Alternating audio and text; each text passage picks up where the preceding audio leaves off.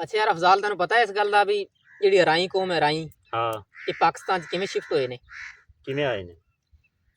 ਇਹ ਐਂ ਆਏ ਨੇ ਵੀ ਪਹਿਲਾਂ ਰਹਿੰਦੇ ਸਨ ਈਰਾਨ 'ਚ। ਹੂੰ ਇਹ ਰਾਈ ਕੌਮ ਈਰਾਨ ਦੀ ਏ, ਬੜੀ ਸਿਆਣੀ ਕੌਮ ਹੈ। ਬੜੀ ਸਿਆਣੀ ਕੌਮ ਹੈ। ਈਰਾਨ 'ਚ ਰਹਿੰਦੇ ਸਨ ਤੇ ਸਿਆਣੀ ਬੜੀ ਏ ਕੌਮ ਏ। ਈਰਾਨ ਦੇ ਬਾਦਸ਼ਾਹ ਨੇ ਸੋਚਿਆ ਵੀ ਇੰਨੇ ਸਿਆਣੇ ਲੋਕ ਨੇ, ਹਾਂ ਕਿਉਂ ਨਾ ਇਹਨਾਂ ਦਾ ਅਸੀਂ ਵੀ ਫਾਇਦਾ ਚੱਕੀਏ। ਹੂੰ ਬਾਦਸ਼ਾਹ ਨੇ ਇਹਨਾਂ ਨੂੰ ਸੱਦਿਆ। ਸੱਦਣ ਤੋਂ ਬਾਅਦ ਬਾਦਸ਼ਾਹ ਨੇ ਆਖਿਆ ਵੀ ਮੈਂ ਤੁਹਾਨੂੰ ਦੇਣਾ ਜ਼ਮੀਨ ਇਸੇ ਤੇ ਈਸੇ ਤੇ, ਉਹਦੇ ਵਿੱਚ ਨਾ ਤੁਸੀਂ ਕਰੋ ਕਸ਼ਤ, ਹੂੰ ਅੱਧ ਡੋਡਾ ਅੱਧ ਮੇਰਾ।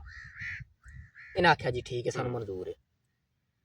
ਇਹਨਾਂ ਨੇ ਜਨਾਬ ਲੈ ਲਿਆ ਵੀ ਜਿਹੜੇ 5 ਮਰਬੇ ਲੈ 6 ਮਰਬੇ ਲੈ। ਇਹਨਾਂ ਨੇ ਲਵਣ ਤੋਂ ਬਾਅਦ ਨਾ ਘਰੇ ਆ ਗਿਆ। ਘਰੇ ਆਉਣ ਤੋਂ ਬਾਅਦ ਇਹਨਾਂ ਨੇ ਫਸਲ ਬੀਜਣ ਦਾ ਸੋਚਿਆ, ਲੇਕਿਨ ਉਸ ਤੋਂ ਬਾਅਦ ਇਹਨਾਂ ਨੇ ਪਹਿਲਾਂ ਸੋਚਿਆ ਵੀ ਪਹਿਲੇ ਨਾ ਬਾਦਸ਼ਾਹ ਨਾਲ ਮੁੱਕ ਲਈਏ ਹੂੰ ਫਸਲ ਦਾ। ਵੀ ਇਹ ਗਿਆ ਬਾਦਸ਼ਾਹ ਦੇ ਕੋਲੇ, ਬਾਦਸ਼ਾਹ ਕੋਲ ਪੁੱਛਿਆ ਵੀ ਬਾਦਸ਼ਾਹ ਸਲਾਮਤ, ਆਪਾਂ ਫਸਲ ਕਸ਼ਤ ਕਰੂੰਗਾ, ਹੂੰ ਆਪਾਂ ਪਹਿਲੇ ਮੁੱਕ ਲਈਏ, ਬਾਅਦ ਵਿੱਚ ਆਪਣਾ ਰੋਲਾ ਨਾ ਪਵੇ। ਹਾਂ ਇਹਨਾਂ ਨੇ ਹੁਣ ਬਾਦਸ਼ਾਹ ਨੂੰ ਆਖਿਆ ਵੀ ਬਾਦਸ਼ਾਹ ਸਲਾਮਤ, ਆਪਾਂ ਜਿਹੜੀ ਫਸਲ ਬੀਜਦੇ ਪਏ ਆ ਨਾ, ਉਹਦੇ ਵਿੱਚ ਆਪਣੇ ਨਾਲ ਪਹਿਲਾਂ ਮੁੱਕ ਲਓ, ਵੀ ਉਤਲਾ ਹਿੱਸਾ ਰੱਖੋਗੇ ਜਾਂ ਥੱਲੇ ਵਾਲਾ। ਬਾਦਸ਼ਾਹ ਨੇ ਸੋਚਿਆ ਵੀ ਹਰ ਫਸਲ ਉਤਾਂ ਹੀ ਲੱਗਦੀ ਏ। ਸਿਆਣਾ ਬਾਦਸ਼ਾਹ ਫਿਰ ਸਿਆਣਾ ਹੀ ਸੀ। ਉਹਨੇ ਆਖਿਆ ਵੀ ਮੈਂ ਨਾ ਉਤਲਾ ਹਿੱਸਾ ਲੈ ਸਾਂ।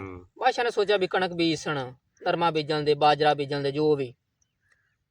ਰਾਈ ਕੌਮ ਸੀ ਜਿਹੜੀ ਸਿਆਣੇ ਨੇ ਘਰਿਆ ਤੇ ਇਹਨਾਂ ਨੇ ਸਾਰਿਆਂ ਨੇ ਸਲਾਹ ਕੀਤੀ। ਸਲਾਹ ਕਰਨ ਤੋਂ ਬਾਅਦ ਜਨਾਬ ਨਾ ਇਹਨਾਂ ਨੇ ਜਿੰਨੇ ਵੀ 5-7 ਮਰਬੇ ਜਿਹੜੇ ਵੀ ਆਏ ਸਨ ਨਾ, A to Z ਸਾਰੇ ਪਿਆਜ਼ ਬੀਜਦੇ, ਗੰਡੇ ਲਾਤੇ, ਸਾਰੇ ਗੰਡੇ ਲਾਤੇ। ਗੰਡੇ ਜਨਾਬ ਜਿਹੜੇ ਪੱਕੇ ਉਤਲਾ ਹਿੱਸਾ ਸੀ ਬਾਦਸ਼ਾਹ ਦਾ, ਤਾਂ ਇਹਨਾਂ ਨੇ ਭੂਕਾਂ ਜਿਹਾਂ ਦੇ ਭਰੇ ਟਰੱਕ ਸਾਰੇ ਤੇ ਬਾਦਸ਼ਾਹ ਦੇ ਘਰੇ, ਕਿਉਂਕਿ ਬਾਦਸ਼ਾਹ ਨੇ ਆਖਿਆ ਸੀ ਮੈਂ ਉਤਲਾ ਹਿੱਸਾ ਲੈਣਾ, ਗੰਢਿਆਂ ਦੇ ਘਰੇ। ਹਾਂ ਬਾਦਸ਼ਾਹ ਨੂੰ ਗੁੱਸਾ ਤਾਂ ਬੜਾ ਆਇਆ, ਲੇਕਿਨ ਉਹਨਾਂ ਨਾਲ ਇਹਨੇ ਜ਼ਬਾਨ ਕੀਤੀ ਹੋਈ ਸੀ ਬਾਦਸ਼ਾਹ ਨੇ, ਪਹਿਲੇ ਮੁੱਕਿਆ ਹੋਇਆ ਸੀ। ਖੈਰ ਕੁਛ ਨਾ ਬੋਲ ਸਕਿਆ। ਗੰਢਿਆਂ ਤੋਂ ਬਾਅਦ ਜਨਾਬ ਦੁਬਾਰਾ ਫਿਰ ਜਾਂਦਾ ਰਹੇ ਰਾਈ ਅਗਲੀ ਫਸਲ ਤੇ।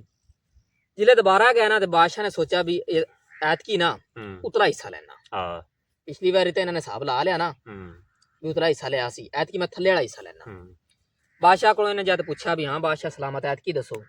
ਬਾਦਸ਼ਾਹ ਨੇ ਆਖਿਆ ਵੀ ਐਤਕੀ ਨਾ ਥੱਲੇ ਵਾਲਾ ਹਿੱਸਾ ਮੇਰਾ, ਉੱਤੇ ਵਾਲਾ ਡੋਡਾ। ਬਾਦਸ਼ਾਹ ਨੇ ਆਖਿਆ ਗੰਢੇ ਗੁੰਡੀ ਲਾਵਣਗੇ, ਗੰਢੇ ਹੀ ਲਾਵਣਗੇ, ਵੀ ਥੱਲੇ ਹਿੱਸਾ ਮੇਰਾ ਹੋਵੇਗਾ। ਹਾਂ ਉਹ ਜਨਾਬ ਨਾ ਉਹਨੇ ਆਖਿਆ ਠੀਕ ਹੈ। ਘਰੇ ਆਏ, ਇਹਨਾਂ ਨੇ ਸਲਾਹ ਕੀਤੀ। ਸਲਾਹ ਕਰਨ ਤੋਂ ਬਾਅਦ ਜਿਹੜੇ 5-7 ਮਰਬੇ ਆਏ ਸਨ, A to Z ਸਾਰੀ ਇਹਨਾਂ ਨੇ ਕਣਕ ਬੀਜਤੀ, ਗੰਦਮ ਬੀਜਤੀ। ਉਹ ਜਨਾਬ ਜ਼ਾਹਿਰ ਗੱਲ ਕਣਕ ਤਾਂ ਉੱਤੇ ਹੀ ਲੱਗਦੀ ਹੈ, ਬਿਲਕੁਲ ਸਿੱਟਾ ਉੱਤੇ ਹੀ ਲੱਗਦਾ।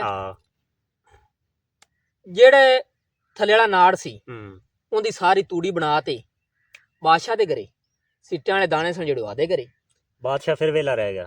ਫਿਰ ਵੇਲਾ ਰਹਿ ਗਿਆ। ਬਾਦਸ਼ਾਹ ਨੂੰ ਫਿਰ ਬੜੀ ਤਪ ਚੜੀ। ਉਹਨੇ ਆਖਿਆ ਵੀ ਐਤਕੀ ਆਮਲ ਦੇ ਵੀ ਮੈਂ 5-7 ਮਰਬੇ ਦੇ ਤੇ ਫਿਰ ਵੀ ਵੇਲਾ ਰਹਿ ਜਾਣਾ, ਠੀਕ ਹੈ, ਐਤਕੀ ਇਹਨਾਂ ਨੂੰ ਆਮਲ ਦੇ, ਐਤਕੀ ਮੈਂ ਇਹਨਾਂ ਦਾ ਇਲਾਜ ਕਰਾਂਗਾ। 2 ਸਾਲ ਹੋ ਗਏ ਮੈਨੂੰ ਕੁਛ ਵੀ ਨਹੀਂ ਬਚਦਾ। 2 ਸਾਲ ਹੋ ਗਏ ਮੈਨੂੰ ਕੁਛ ਨਹੀਂ ਬਚਦਾ ਪਿਆ।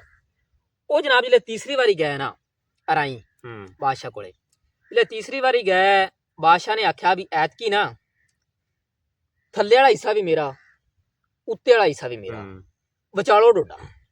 ਬਾਦਸ਼ਾਹ ਨੇ ਆਖਿਆ ਵੀ ਗੰਡੇ ਲਾਏ ਤੇ ਫਿਰ ਵੀ ਥੱਲੇ ਤਾਂ ਵੀ ਮੇਰੇ, ਜੇ ਕਣਕ ਲਾਵਾਂਗੇ ਤੂੰ ਉੱਤੋਂ ਮੇਰੀ। ਬਿਲਕੁਲ ਫਸਲ ਜਾਂ ਥੱਲੇ ਲੱਗਦੀ ਆ ਉੱਤੇ ਲੱਗਦੀ ਹੈ।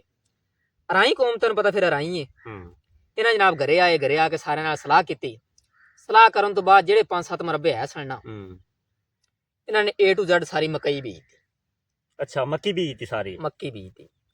ਤੇ ਮੱਕੀ ਦੀ ਛੱਲੀ ਹਮੇਸ਼ਾ ਦਰਮਿਆਨ ਚ ਲੱਗਦੀ ਹੈ। ਹਾਂ ਬਿਲਕੁਲ, ਨਾ ਜੜ ਨਾਲ ਲੱਗੇ ਨਾ ਉਤਾ ਲੱਗੇ, ਸੈਂਟਰ ਚ ਲੱਗਦੀ ਹੈ। ਐਵੇਂ ਗੱਲ ਹੈ। ਉਹ ਜਨਾਬ ਨਾ ਜਿਸਲੇ ਮੱਕੀ ਪੱਕੀ, ਸੈਂਟਰ ਵਿੱਚ ਉਹਨਾਂ ਨੇ ਛੱਲੀ ਤੋੜ ਲਈ ਆਦੀ। ਉਤਲਾ ਹਿੱਸਾ ਸੀ ਜਿਹੜੇ ਬੜੂ ਜੀ, ਉਹ ਵੀ ਬਾਦਸ਼ਾਹ ਦੇ ਖਾਤੇ, ਜਿਹੜਾ ਥੱਲੋਂ ਟਾਂਡਾ ਸੀ ਉਹ ਵੀ ਬਾਦਸ਼ਾਹ ਦੇ ਖਾਤੇ ਚ।